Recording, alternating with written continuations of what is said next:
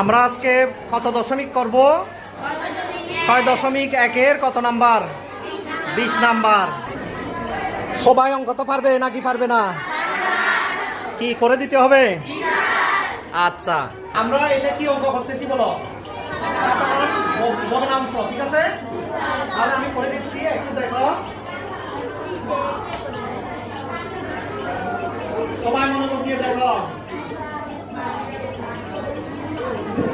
প্রদত্ত প্রথম ভগ্নাংশ কত আছে বলো?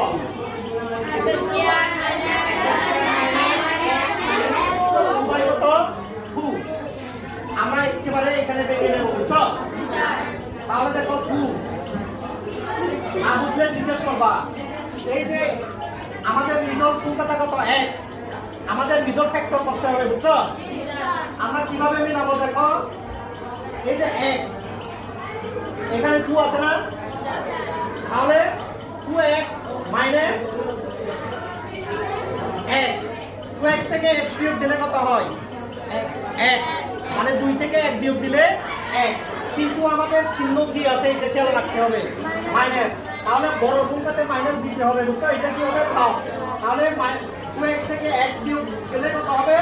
Minus x। কিভাবে মিলাচ্ছি একটু দেখো। x স্কয়ার, আমি কি করছি? 2x, কারণ যে সংখ্যাটা বড় সেই চিহ্নটা বসবে, বুঝছো? তাহলে minus 2x plus x, 2x থেকে x গেলে কত? x।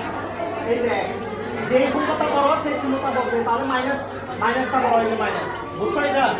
তারপরে কি আছে বলো? মাইনাস 2, বুঝতে পারছো এটা? তারপরে দেখো কিভাবে করতে হবে। 2 বাই এখানে x কয়টা? দুইটা, আমি কমন নেব, বুঝছো? তারপরে আরো একটা চলে গেছে, আরো কয়টা থাকবে? একটা দিলাম। তারপরে কি চিহ্ন আছে? মাইনাস। এই যে x চলে গেছে, আর কি আছে? 2 লিখলাম প্লাস।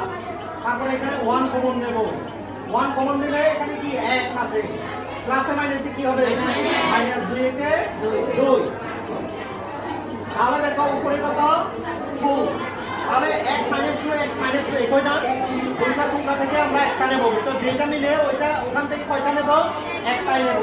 তাহলে কি হবে? আমরা ছোট সংখ্যাটা আগে লিখি, x প্লাস 1 আর কি হবে? x minus 2। তাহলে আমরা প্রথম ভগ্নাংশটা পেয়ে গেলাম, ঠিক আছে? এবার কি করব? দ্বিতীয় ভগ্নাংশ কি করব? দ্বিতীয় ভগ্নাংশ কত আছে বলো? 3 বাই কত?